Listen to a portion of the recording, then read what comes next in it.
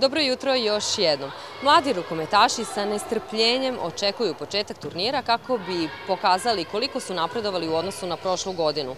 Turnir se održava pod sloganom 1000 golova za 1000 dečijih osmeha, a nešto više o samom turniru reći će nam gospodin Milorad Šolević. Dobro jutro. Dobro jutro vama, dobro jutro gledalcima. Upravo se nalazimo u finalizaciji samog turnira. Naime, danas u 14 sati u ovoj hali sportova na Novom Beogradu počet će turnir koji ste vi najavili. Uključit će 15 ekipa iz Beograda i unutrašnjosti Srbije. Preko 200 malih osnovaca rukometaša će pokazati svoje rukometne veštine. To su deca rođena 2001. i 2002. godišta. Osnovna namera nam je bila da ovom akcijom pozovemo sve naše sportske prijatelje, da što više dece uključimo u sport. U godini jubileja, kada naš univerzitetski rukometni klub Studentski grad obeležava 60 godina postojanja, mi smo se opredelili da promovišemo i dalje osnovne vrednosti sporta i da ostanemo pri njima koje nas, kažem, drže 60 godina na okupu. Nije nam namera da ništa komercijalizujemo, već da na jedan zdrav način decu uključimo u sport, što je preduslov za jedno zdravo i kvalitetno odrastanje.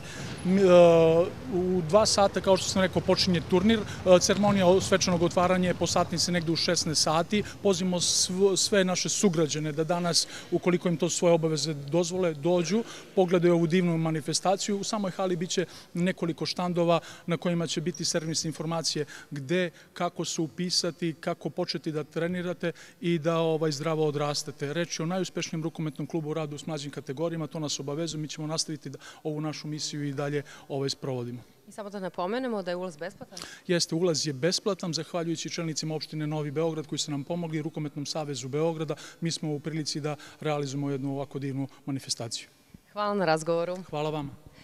A mladi rukometaši koje vidite iza nas imaju poruku za svu decu koja gledaju televiziju Pink. Počni da treniraš, budi rukometaš! Toliko za ovo uključenje. Studio.